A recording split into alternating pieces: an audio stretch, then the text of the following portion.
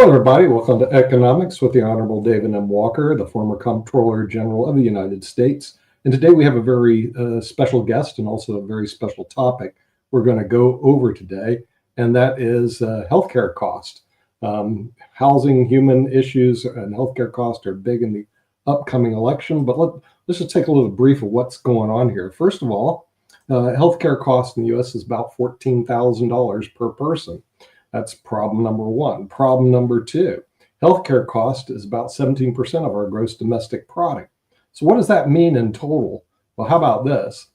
Healthcare in the USA costs more than the entire economy of Japan or Germany. So you have to imagine all those Toyotas that were built and sold, all the cars and everything in Japan. Well, our healthcare was bigger than that. How about BMW and Porsche? Our healthcare is bigger than that. So it's pretty big. And now here's the real problem I have. K through education healthcare equals none, or at least I had none. So I'm going, wow, we don't get any education in an area that is about 17%, 20% of our GDP. So with that, we're going to bring you somebody who has some education, the former Comptroller General of the United States of America, who had to deal with these issues from Capitol Hill, none other than the Honorable David M. Walker, and we're going to listen to see what he has to say, plus our special guest, Dr. Michael Patmos, who is board certified in internal medicine. But first, David, wait, I got the wrong person. That's Michael. Let's go to David right now. Okay, David, we'll get to your introductory remarks about healthcare cost in the United States. It's a major problem, and I think it's going to be a big problem coming up in the midterm elections. Well, let me provide a little bit of an intro that I want to hear from Michael, and we can kind of go back and forth. We probably have other people who are going to join us today. I know Sasha's on. First, you talked about how much healthcare is as a percentage of the economy. That's number one in the world. Nobody's even close. Secondly, you talked about how much it is per person. Same thing. Number one in the world. Nobody's even close. You talked about the fact that we don't have any meaningful education on this in K through 12. Well, you can say the same thing about financial literacy and civic responsibility. And yet what you didn't talk about, which is important, and I know you know this, is despite the fact that we spend so much money, including on the areas like education, which I talked about, as compared to other countries, we get below average results. In healthcare, we have below average life expectancy for industrialized nations. We have above average infant mortality. We have above average medical error rates. In K through 12 education, we have below average performance with regard to math and science and reading. So, you know, value for money is horrible. All right. My personal view, and I think we can end up having an interactive conversation here, is that we need to have a conversation about our healthcare system that we've never had before, because we clearly have unacceptable results, and yet we have a system that is financially unsustainable in its present form. The discussion that we need to have is how much universal health care, and yes, I said universal health care, is appropriate, affordable, and sustainable. And then after we decide that, we can then talk about, okay, are there other classes of individuals that ought to get more help than that basic and essential, such as the poor, such as veterans, such as the disabled? But what typically happens in the United States, and is clearly the case in healthcare, is we promise too much, we subsidize too many, and we write a lot of blank checks. And that will bankrupt the nation. And the U.S. is not exempt from the laws of prudent finance. Furthermore, nobody's going to bail us out. So that's an intro, and then we can go from there. Okay, I'll bring in Dr. Michael Patmos, who has some comments also on this particular area, and we'll see what he has to say about the healthcare cost. Dr. Patmos. Good morning, everyone. And David, thank you for that excellent introduction. I agree 100% with your comments. This is an area that's been very important to me over the last quarter century. I have a been to graduate school in healthcare in management and studied healthcare economics. And so this has been a topic of personal interest for me for a long time. I have the insight also of being a clinician and having worked in hospitals for nearly 50 years. And so here's a little interesting fact. The estimate for the total federal budget for 2024 in expenditures is about 6.8 trillion. Of that, 1.2 trillion is the estimate for what will be spent on Medicare. That's a lot. That's a big chunk of our federal budget going for Medicare. Well, here's the really interesting part. A quarter of all of Medicare spending, 25%, $400 billion of Medicare spending is spent on patients in the last year of life. This is really a problem, and it's very challenging because we don't always know when someone is in their last year of life.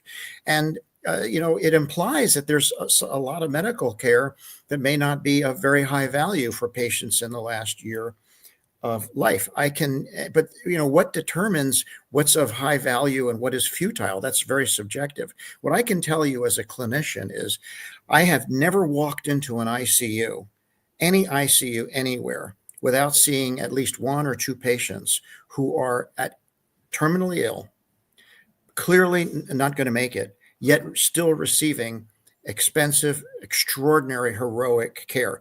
Only in the United States can you walk into an ICU and see a 95-year-old with metastatic cancer or advanced Alzheimer's disease on a ventilator with hemodynamic monitoring, receiving dialysis. This kind of extraordinary, high complexity care is hideously expensive and is being delivered in many cases inappropriately to patients who are terminal and who should be instead in a palliative care program or a hospice program. Hospice care and palliative care in the United States has become more popular. Only about half Medicare patients, though, actually end up dying in a hospice program. The other half still die in hospitals. And so a lot of our money is being spent on heroic care for patients who are not going to make it. Well, Doctor, let me mention a few things. You may or may not know some of my background with regard to healthcare. Obviously, you're a physician, so you have a lot more. You're on the front line, if you will. Okay. I was. I was a trustee of Social Security and Medicare. In addition to that, I've obviously done a lot of work from a policy analysis standpoint, in various positions, including as Comptroller General of the United States.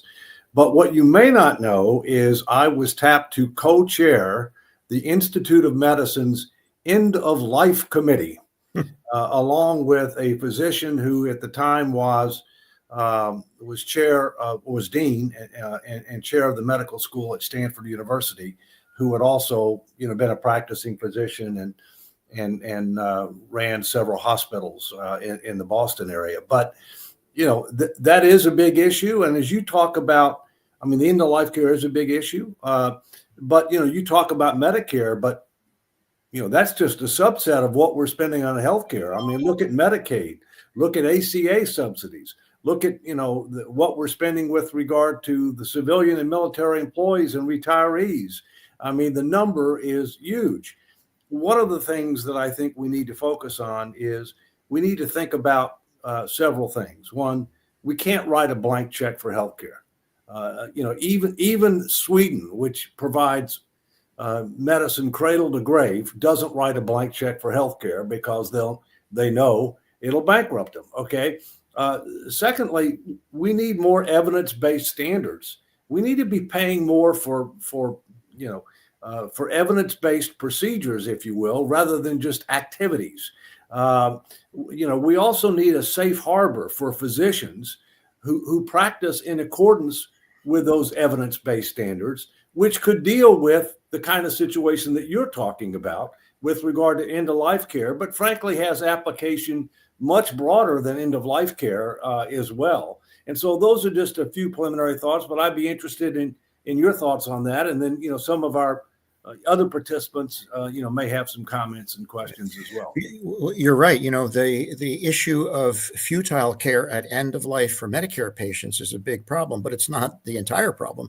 There is inappropriate, ineffective, and unnecessary care outside of the Medicare program as well. one of my jobs is I serve as a consultant to a health system in California, where I review prior authorization requests, and I have approval and denial authority over these requests. And I see a lot of requests for stuff that is just silly. For example, I saw one the other day. The doctor wasn't sure what was wrong with the patient, so the doctor ordered an MRI of the brain, an MRI of the neck, an MRI of the spine, just sort of like gunshot ordering things because they really don't know what's wrong and didn't take a good history or do a good physical. So there's a lot of that too. There's a lot of this is the only place in the world where a doctor will order an MRI for tennis elbow. Oh, gee. Yeah, well, I have tendonitis of my shoulder, which has been very, very frustrating, but that's a different issue. Yeah. So we do have a lot of there's just a lot of ordering of unnecessary stuff. We see it all the time. Doctors who work on the payer side or supervising physicians. I've had roles where my job was to oversee hospitalist care, and sometimes you can't tell, and you do end up ordering things that I really didn't need that, but I just didn't know. But a lot of times it's just this like tendency to just check off boxes on the order sheet and order tons of stuff, and that gets really expensive, and that cost gets passed on because reimbursement from Medicare and Medicaid for hospitals is often below cost, so that deficit is cost shifted onto commercial patients who pay more. That's why you have the $80 aspirin. Right. It's also where the uninsured can end up having to pay a lot more if at the same point in time, the number one cause of bankruptcy in the United States is healthcare costs. Yes. And there's a huge difference between what hospitals end up billing and what they get paid. I'll give you a personal experience. I had a terrible automobile accident last December, and I was lucky to walk away from it, as well as my wife. And I spent, a little over a day in the hospital. And when the bill came, it was $35,000. And so I wanted my healthcare insurance company to be able to determine what's reasonable and customary, and they chopped it down to a 4-figure number rather than a 5-figure number. And I'm still trying to get this resolved, and it's been almost a year. It's ridiculous. Well, you're talking my language. That's the life. That's where I've been in. That's the life I've been involved with for many years. No, you're right. That's how. So your hospital probably has operating losses on Medi-Cal or Medicaid and Medicare, and so they cost shift that onto the commercially insured patients. So it's a huge problem, and there's no one single bullet that will fix it. But I'm very passionate about the importance of having transparent and honest discussions with patients when they have a terminal diagnosis. Physicians don't like having that conversation. It's a very uncomfortable thing to sit with a patient and give them bad news like that. So they tend to not do it. And, the family will always encourage the patients to fight. Dad, you've got to fight it. And the patients are afraid, and no one ever talks to them about the fact that their condition really is terminal. And how do they want to spend their last days? Patients will tell you, if they're asked, that they don't want to spend their last days in an ICU attached to machinery. They would rather be at home with their loved ones. But they often don't get a chance to express that. And unless they have it written ahead of time in their healthcare directives, they're going to end up getting heroic care. And that's a lot of waste. We could reduce our federal budget considerably if we promoted palliative care and hospice care. Right. And I think advanced directives, there's no question that that's something that everybody ought to have. Okay. Yes. Combined with more education, combined with evidence-based standards. I mean, one of the things that I find, Doctor, is that, it takes 3 things for any system to be successful and sustainable, in my view. Number 1, you have to have proper incentives that encourage people to do the right thing and discourage them from doing the wrong thing. Number 2, you have to have adequate transparency to provide reasonable assurance that they will do the right thing because a variety of parties are looking. And thirdly, you have to have appropriate accountability if they don't do the right thing, but also recognize and reward those who do the right thing. And guess what? For healthcare, for K through 12 education, for our immigration system, for our tax system, and I could go on, we're 0 for 3. As they say in baseball, that's a strikeout. So no wonder we got a problem. Yeah. You know, you're right. It's funny. You know, I am currently, for the past couple of years, I am an enrollee in a Kaiser Permanente Medicare Advantage plan, and it's got very low premium. It's a tightly managed HMO. I have to go through a primary care doctor, and I can only see Kaiser physicians at Kaiser facilities. A lot of people would have problems with that. I have no problem with it at all. The care I've received is excellent. In fact, I'm having a procedure on Wednesday that would normally cost about $50,000. It's going to cost me $2,000 because I'm getting it through the Kaiser system. You know, I wasn't always a Kaiser patient. I've also been in commercial plans, Blue Cross plans, and so forth. And I can tell you that Kaiser has such good control of utilization that their value proposition is much greater. It's why they lead in Western markets, like in California and the West Coast. Kaiser is the dominant health plan because their value is so high. Their value equation is so high. Employers love it, and patients and doctors love Kaiser. But it's an HMO, and boy, it is tight utilization. You can't just go to any doctor and just get an MRI for tennis elbow. And of course, Kaiser's not everywhere. They're very That's true. prevalent in the West, but they're not everywhere. Yeah. Well, they tried it. They tried it in the Northeast, and they found that people did not buy into that sense of needing to be cost effective. I want it all kind of mentality. Well, and they also want their own physicians. You know, there are challenges with regard to HMOs, and yes. You know, and not all providers will take HMOs too. I mean, that's another issue that you have. Yeah. Yep. We brought in a couple more panelists, Dr. Sharif Rana from Bangladesh and Jatovi McDuffie from Durham. He can probably give us a little perspective on what's going on in the other side of the world, in Asia. Dr. Sharif, how do they treat healthcare over where you're at? This is very interesting discussions, and I really like this healthcare program. You know, last year I was in Stanford University, and that time I do work with one of the interesting startup. It's called Amedis. So Amedis is something they are operating in Europe, in Asia, in Singapore, specifically in UAE, and I'm promoting it in Bangladesh. What I learned from USA, this is very interesting that US economy, that I find many of the US people, they have a lot of healthcare challenge. But as your government, they do highly promote capitalism and all of the things. So they have different perspective. But if we focus on this Asian market, example in UAE or in China and all of the countries, they have interesting policy and support by the government. I think we have to go for fusion. Example, if you focus on Bangladesh healthcare market, if you focus on this US, specifically California, where I have experience market, I think together we can contribute. Together we can combine. Specifically, this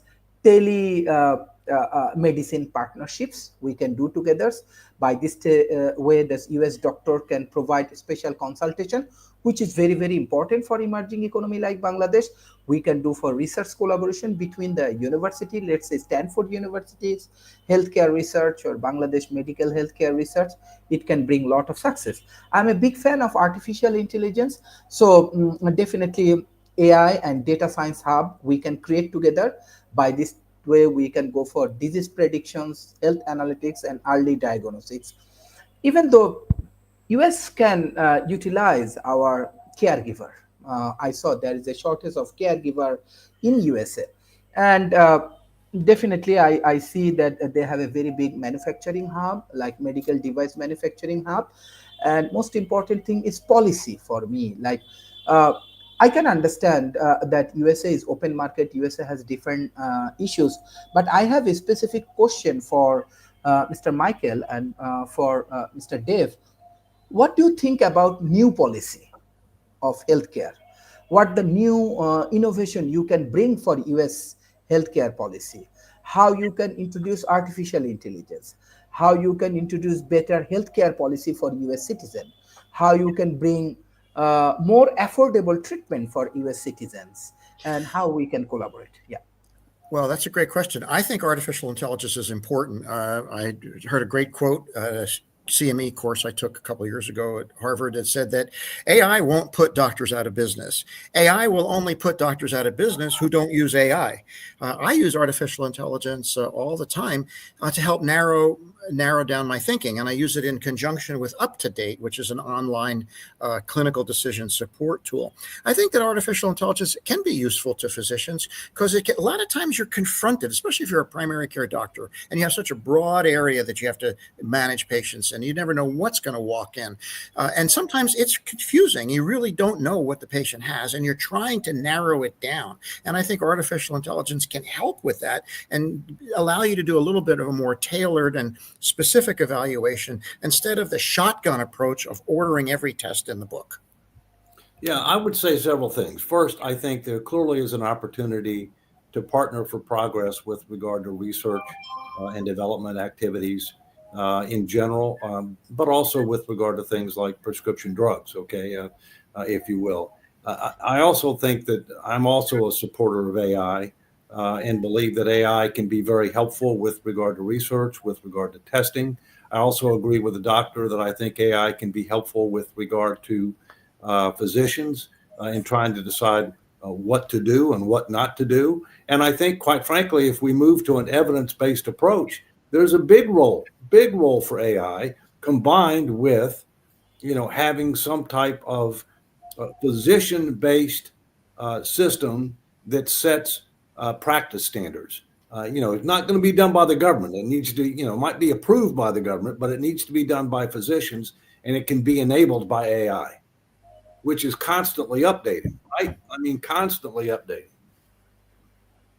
Mm-hmm. Mm-hmm. I got a question for the doctor mostly. So in the previous hour, we were talking about how some teenagers used CRISPR to come up with a potential treatment for Lyme disease. So my question is, obviously CRISPR is going to lead to a lot of good stuff. Will it also lead to bad stuff where lunatics in their garages spend 10 grand on a home CRISPR kit and start making viruses that have the, and letting them go to, for all sorts of crazy reasons? That's human nature. There's always going to people who are going to try to misuse whatever it is. I mean, look at social media today. Social media has the power to do wonderful things. It can unite the world and we can all be in contact with another. It can also be a vehicle for disinformation, foreign entities, foreign enemies using social media to misinform and disinform the American public and sway, the result of an election. So all of these things can be abused and used. And that's the $64,000 question, is how to manage that so that we don't we get the benefit of it without the adverse misuse of these technologies. Well, let me throw out a question that I'd like to get people's reaction to. Okay, when I did my nationwide fiscal responsibility tour in 2012, and by the way, I may be doing another one in 2026. One of the things that we talked about among many areas was healthcare, Medicare, Medicaid, and other aspects, including, ACA, et cetera.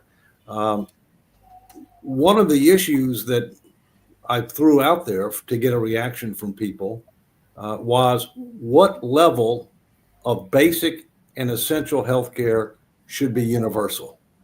In other words, what should everybody have that is got the biggest risk pool, which is the entire population, okay, which is publicly financed, delivered, based on evidence-based standards with a budget, as we talked about. And I will tell you what people supported, but I'd be interested in your reaction to it, okay? What people supported is everybody wants as much health care as they can get it as long as somebody else is paying for it. That's called human nature, okay? And as the doctor said, do whatever it takes, keep fighting, keep fighting, keep fighting. But when you got right down to it, there was over 80% agreement that everybody needs the following: preventative and wellness, and catastrophic protection. In other words, protection against financial ruin due to an unexpected catastrophic accident or illness, because the number one cause of bankruptcy in the United States is healthcare cost. Okay. Now, there was an acknowledgement that, that for the disabled and for veterans and, for, certain other groups that you need, and for the poor, you might need to do more. But for a vast majority of the population, that's what we need to have universally available. And I'd like a reaction for some people on that, including the doctor. Doctor first.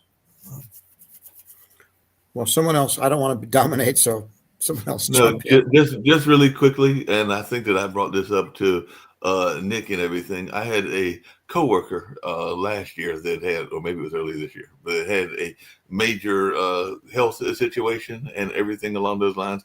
Basically, he had what amounted to a stroke and all along those lines. And I think that when he got his bill, I'm surprised he didn't have a second stroke, because I think that the bill came up to something like $400,000 or something like that. Now, of course, this was he didn't have to pay that much. Eventually, the cost came much further down and everything like that. But the initial bill that came from the doctors, because he was in a coma and a number of other things, was probably close to, as I recall him telling me, $400,000. And like I said, I was surprised when he told me that figure, because I was just his friend. I almost fainted just at that number and everything like that. So that comes to your point about catastrophic situations and people wanting to be in that situation. I think it was closer to maybe a eighth of that is what he wound up having to pay and everything like along those lines, but it's still paying, even though that's not necessarily the kind of money that he makes, because he's in the nonprofit art world and all along those lines. But I would think, and then I'll let others speak as well, that I would think most people would want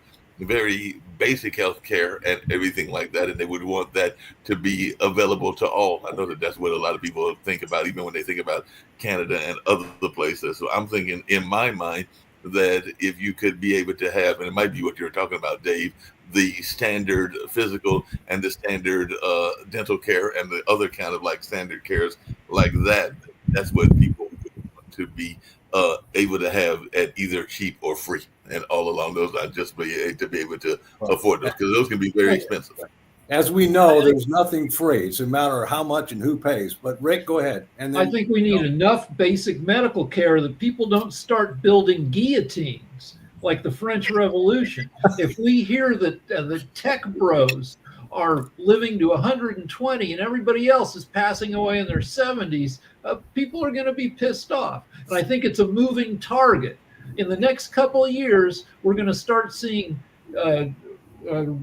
resistant pig kidneys grown in pigs under CRISPR that don't get rejected as much, that you might be able to get a pig kidney that'll give you 2 years of service before your body decides to get rid of it, which might give you time to get a human kidney. But that's not going to be cheap. That would be, health insurance companies aren't going to pay for pig kidneys at first. So rich people are going to be able to get better health care. Like Rupert Murdoch is like 95 now. He's still out there in the singles market. He looks like hell, but he's still banging 70-year-old ladies. So. You sure it's not 17? Oh, I'm sorry. That's illegal. That's illegal and everything. Hey, Dr. I actually have to sign off because I have to go to work reviewing medical care in California. But I will say one. I will say. The question is, I know you're getting off and everything, but let him comment. Go ahead. One last comment. When a lot of people think that if we just kick people off of Medicaid, we're going to save money, and I want people to think about that. Imagine. Everybody needs basic health care. Imagine a diabetic patient. You're managing that patient every week. You see them in the office, adjusting their insulin and so forth to keep them out of the hospital. You take away their medical care, and in a matter of weeks, their blood sugar is going to be 600. They're going to be in the ICU with ketoacidosis, which is a lot more expensive. If you think that taking care of patients with Medicaid is expensive, wait till you see what happens if you don't take care of them. Right. With that, I will sign off. Thank you so much for the wonderful conversation, and hope you all have a great day. Thank you, Doctor. Happy holidays to everybody. Go right. Jatovi, you've been patient, please. I was going to, agree with, especially based off what the doctor just said, talking about keeping people on that preventative medicine. I think in terms of what you're talking about shouldn't be covered becomes the electives. But then that becomes a moving target because if something, for example, if something becomes cosmetic, you can have a ganglion cyst sitting on your wrist. And while it may not look the sexiest, it isn't, it's a benign tumor that just sits there. Is that elective that you get it removed, or is that one of those things that you need now that you must have removed? And that becomes one of those moving targets. But yes, definitely your basic coverage, your preventative cares, your catastrophic has to be there because, okay, if somebody does have a stroke, if somebody does end up with cancer, if somebody does end up with something that is needs to be managed on a regular basis, that should be covered. But a baseline coverage needs to be there, and it should go across the nation because there are a couple of things I think you guys touched on earlier in your conversation in terms of what causes people, that bankruptcy. If you get injured if you live like Mark and I live in North Carolina, if we go out to Oklahoma to go watch the Sooners play and we get injured at the football game, we're bankrupted because our insurance does not cover us in Oklahoma, and there is nobody in that network, regardless if it's an HMO that we're not dealing with that is only in North Carolina. There's not that same HMO that's out there in Oklahoma. So some type of coverage that would be nationwide, as well as covering one of the big things that we don't cover as much as we should, which is why childcare or children are so expensive to have, is the whole procedure of pregnancy. That is one thing that should be covered a lot more, but it's not. And, when you end up with $60,000 bills just for having a child, or, $70,000 bill because you went to the wrong hospital. So, yeah, it should be some type of universal, some baseline. Every McDonald's has a $4 burger. Why can't every hospital have the same procedure for the same amount of cost? Part of the issue, Jatovi and others, is how do you define basic and essential? Okay. Yeah. In theory, that's what ACA was supposed to do, but it didn't do a good job of it. Okay. And as a result, healthcare costs are out of control. We're having to subsidize people making multiple times what the poverty level is. Another issue you have is how do you define the poverty level, right? I mean, it's not just with regard to your normal income. I mean, you may end up getting a lot of, direct and indirect subsidies from the federal government, right? And, and or state government. And that's something that needs to be considered as well. Let's talk a little bit about prescription drugs. Okay. Let's talk a little bit about prescription drugs because they've been in the news lately.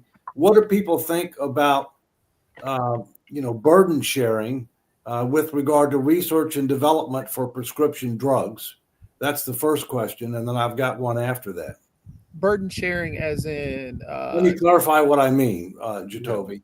Yeah. The simple fact is the United States pays a disproportionate share of the cost of research and development for prescription drugs, as it relates to what we have to pay for prescription drugs.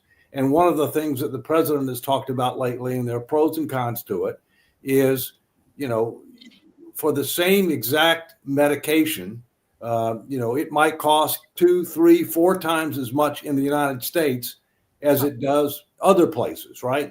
And why is that? Okay. Part of that is because they have price controls and we don't have price controls, and there are pros and cons to that. Part of it is because we're paying a disproportionate share of the R&D. And so therefore we have to pay more in order to make up for the fact that they're not paying a full load.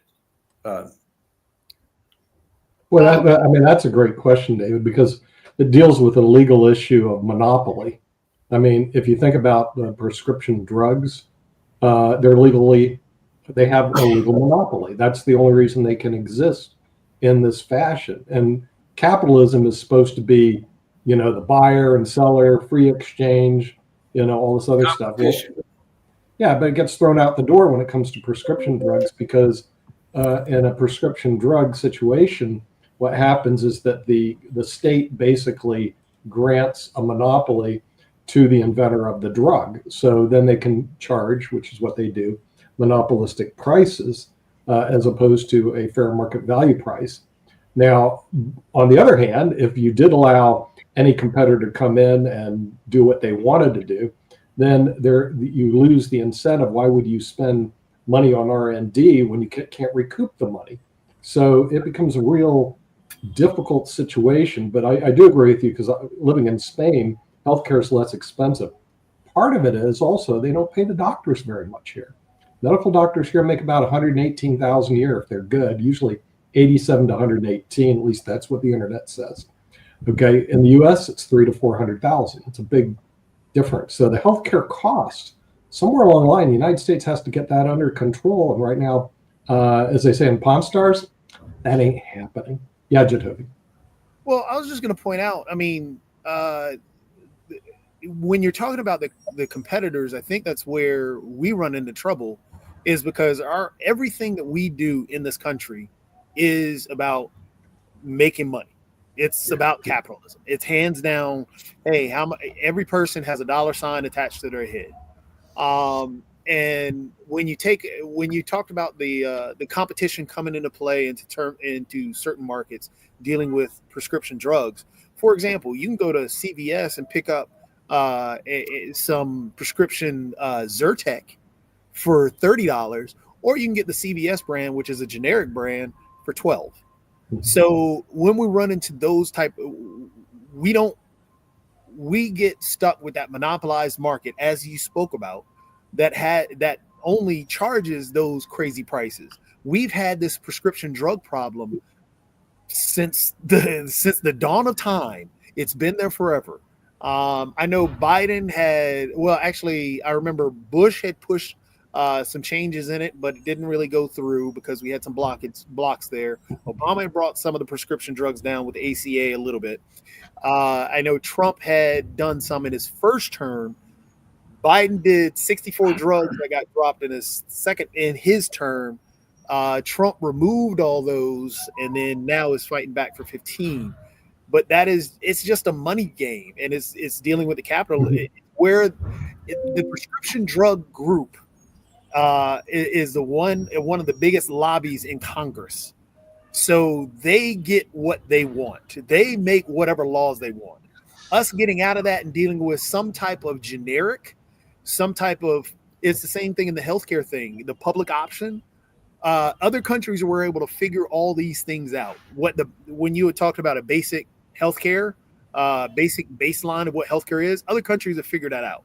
For some odd reason, we can't, because we're basing everything similar to the prescription drug setup.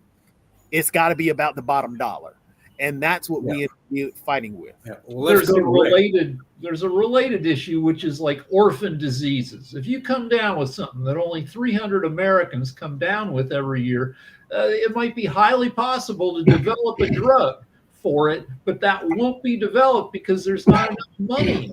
Correct. No, that's correct. Yeah, that's right. All right, let me talk about something else with prescription drugs.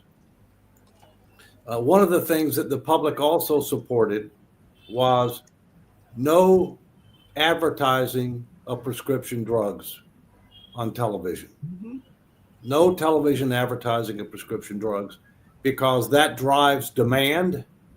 It also puts a lot of pressure on physicians to prescribe things that they may or may not want to prescribe. Now, all this links back to evidence-based standards too.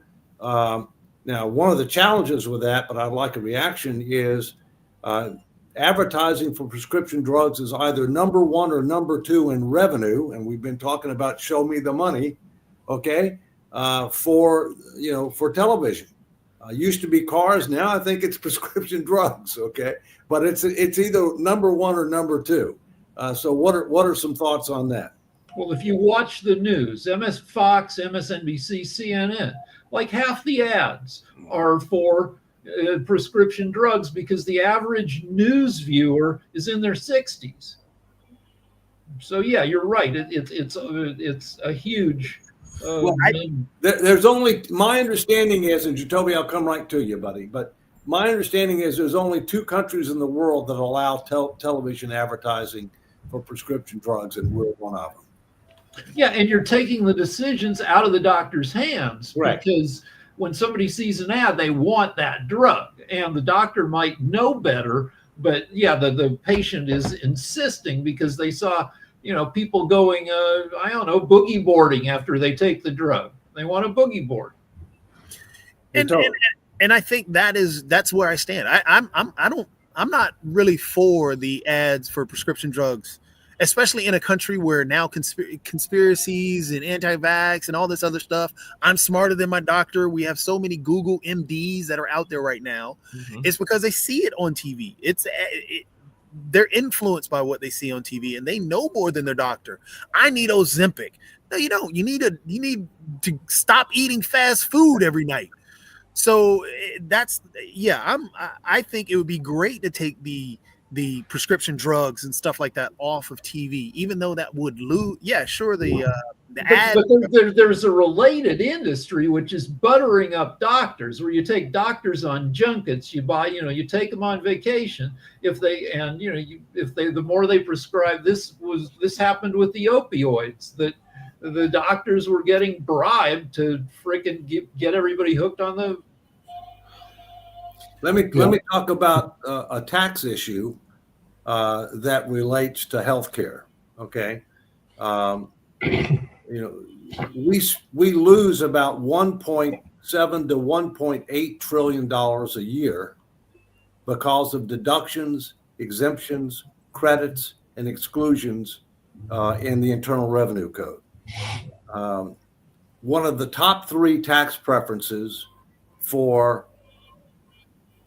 under the Internal Revenue Code is the fact that individuals do not pay income tax or payroll tax on employer provided and paid health care, including retiree health care, no matter how lucrative the health care might be.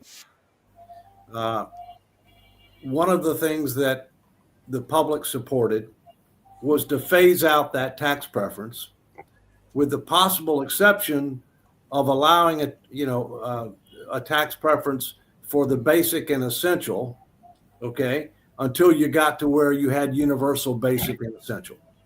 But the idea is, last time I checked, employee benefits were considered compensation. And yet, this is several $100 billion a year in lost revenue because it's exempt from taxation under the current Internal Revenue Code. Well, I have some good news for you. I would like to address that from an employer's standpoint, because we may do this a little different, David, because you're probably doing a national tour of a group of employees, but employers look at this totally different. Here's the problem. The number one budget item that employers spend will be on labor. No matter what business you're in, it accounts about 50% of your gross revenues go about. Number 2 budget item today in the United States is employee health care. And I can tell you, after hiring enrolled actuaries and CPAs that work at our company, that it's almost like you can't hire them unless you have a good health plan. In other words, and the burden is on us as employers, because this is the way it's traditionally done, to provide that health plan. So it eats up a chunk of the revenues that come in. So the minute you phase out the deduction, I mean, if you want to, certainly. Not deduction. No. The employers should get a deduction for whatever, and they already do now. I'm talking about the income exclusion. In other words, you mean include the income on the employee side? Employee or retiree would be paying tax on the value. The employees in the United States, I hate to say it, are heavily burdened with taxes as it is right now. In other words, it's like the greatest shift of wealth is from business owners and highly compensated employees and stockholders to employees. In other words, we're given all the breaks. And the thing is, the person who really doesn't get a break is the guy who's doing all the work. Now, if you did that, I would feel sorry for the employees, but you're breaking the back of the American worker, which has been going on for years. Why don't we tax the people that I work with, the people that are ultra high net worth individuals. Why are they always giving Yeah, them there's a no free pass? question. I just don't get it. You know, the thing is, high income taxpayers free breaks. And if you saw what's happened in the last 10 years, if you're a high net worth person, you're in the top 1%, you accumulated more money during the growth. You took almost 70, 80% of the growth in the last 10 years, and only like 2% went to the workers. So why don't we address the people that are the winners, the guys that are like these football contracts have been following? You know, Alex Golish leaves South Florida because he's only making $1.5 million because he can make $7 million over at Auburn and sign a $35 million contract. And everybody goes, hey, that's fine. It's not fine. This is going on all over the country. If you win the lottery, you're super rich and everybody's clapping for you. And all the workers, forget it. Well, Nick, here's what I would say. I would like the burden placed on these people, maybe going back to what Eisenhower did, and put a 90% tax on this stuff. Because Here's what I would say. Today's session is about healthcare, and I'm happy to have a separate section that talks about taxes. okay. There's no question that we need comprehensive tax reform because it fails the 3 tests of sustainability as well. Bottom line is, I think we need more people paying something and the wealthy to pay more. That's the bottom line. Okay. But that's a separate topic. Okay. Somebody had their hand up. I had my hand up and everything. I was just curious because I was looking it up and everything, and I'd love to hear, because I was actually surprised it was not as bad as I thought it would be and everything. But I have a family friend. It's actually a person who's been involved with my brother for a number of years and everything, that had replacement heart surgery. So they got a brand new heart, and I was wondering what their monthly cost would be. So I know you have to have various things in order to maintain that heart, including blood thinners, beta blockers, and statins, and ACE inhibitors, and lisinopril, and all along those lines. But the cost for those wasn't as bad as I thought it would be. I mean, I'm sure that my friend would probably think that they are expensive in their mind and her mind and everything. But like for blood thinners, it ranges from $15 to $200. Beta blockers is $10 to $200, and statins is $10 to $200, and ACE inhibitors is $10 to $100, and lisinopril can be as low as $9. Now, a lot of that has to do with what the employees are given and the manufacturers, because some of them are given cost breaks and everything like that. So I was actually pleasantly surprised. And like I said, I have to check with the family friend to see. And that's per month, right? Per month. Yes. Per month. Yeah. Per month. Jatovi, you had your hand up. To get back to the question that you would ask about the employer and the healthcare and stuff, and I think when Nick, you brought it up about that being one of the biggest burdens for employers is that healthcare cost, and it's the same thing for the employees. But I think that gets back to what I was asking before about the basic healthcare. Why can't we shift that burden away from both the employer and the employee, going to that single payer setup, to where that tax burden, where we're talking about the progressive tax rate, where the wealthier tax a tad bit more to be able to afford something such as a basic healthcare system, where it does allow for people in, like if Rick comes to visit North Carolina and he stubs his toe or breaks his toe, he can still go to the doctor and still be seen without having to pay a $30,000-$40,000 bill when he gets back to California, because he's out of network in North Carolina. So I guess essentially when you're talking about the healthcare for the employers dealing with their employees, why not shift it to a single payer system that handles both, in a sense? All right. Well, first, I think part of the problem between North Carolina and Oklahoma is because North Carolina considers Oklahoma to be a foreign country. That's a different issue. Secondly, but more seriously, here's what the concept is, and it has an impact on a variety of parties, including employers, including employees, including the government. All right. The idea is we would define what a basic and essential level of coverage is, which would be preventative, wellness, and catastrophic. Catastrophic would vary based upon your income. All right. So it's not the standard for everybody. So the wealthy, obviously, the catastrophic would be a lot higher, number. You'd have to pay out of pocket a lot more, if you will. And so that would be single payer, universal, coverage, delivered under new standards, evidence-based standards, if you will. So that would relieve that burden from the employer, and that would relieve that burden from the individual, although obviously you got to finance it through taxes, okay? But if anybody wants more than that, and Nick, this is where you come in, all right? In order to be able to attract and retain top quality talent, then the employer would only focus on things above the basic and essential, all right? Yeah. But anything that was above the basic and essential would be, the employer would get a deduction, but the individual would have to pay taxes on the value of that. Let's plug in some numbers, some possible numbers. Catastrophic. Everybody at the lowest level, everybody above, if you have more than $10,000 a year in qualified medical expenses, the government picks it up via tax revenue, whatever. If you're making more than 100 grand a year, maybe it jumps up to 15 grand. 200, it jumps up to 20 grand, and that takes the catastrophic, like you said, off the table, out of the hands of employers. It's for frickin' everybody, and yeah, you do have to finance it. Yeah, that's right. Rick, the problem with that model, Rick, just is that this thing that we brought up earlier today is that the average USA healthcare cost per capita is now $14,000 per person. So if you had 10,000 as your cap, the average person is above that cap already. We have not figured a way to control our healthcare costs. There's a reason. There are two reasons for that. One is the insurance roulette, and the other reason is the good medicine costs a ton.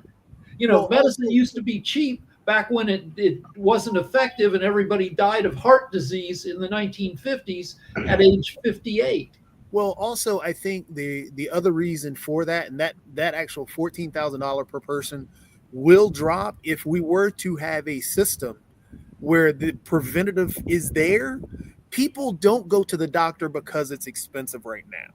So because if you can go and get a checkup without having to pay $50 to $100 just to get a checkup, just for the doctor to tell you something, or possibly find out that, oh no, you may have a heart condition that you need. If you can go on a regular basis to get that managed and not having to pay when it's as the doctor pointed out earlier, if you're off Medicaid, you're now having to pay $32,000 for something that was just going to cost you maybe $20 a month just to go and see on Medicaid. Yeah. So you're going to see the doctor now because of catastrophic times, because you can't afford to see it when it's preventative.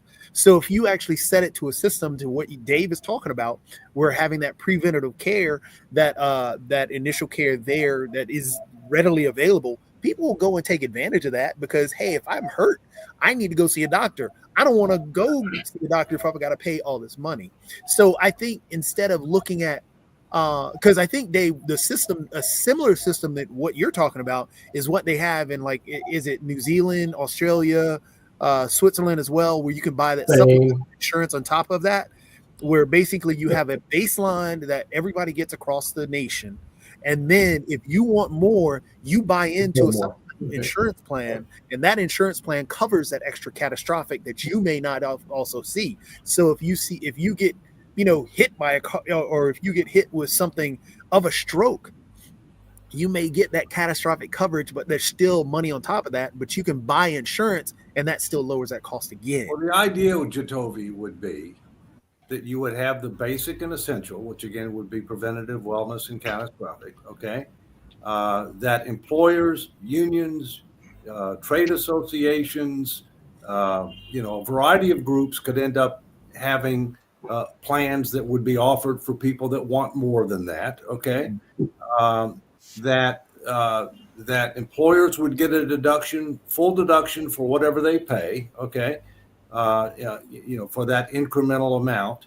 But that at some level, individuals, if they had a very lucrative plan, would have to pay some taxes on the value of that employee benefit, because that's what it is, or that retiree benefit. You got to keep in mind, this is coupled with evidence-based standards, with limitation on advertising, with a bunch of other factors that deal with what end-of-life care, which deals with what Nick is talking about. What are we going to do about this $14,000 number, right? I mean, what's driving the $14,000 number?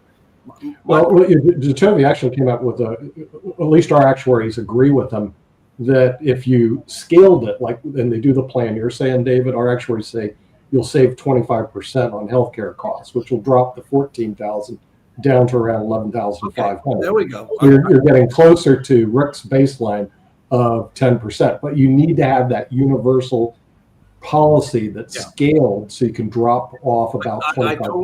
I totally agree. But here, that is a conversation we've never had, which is much needed and long overdue.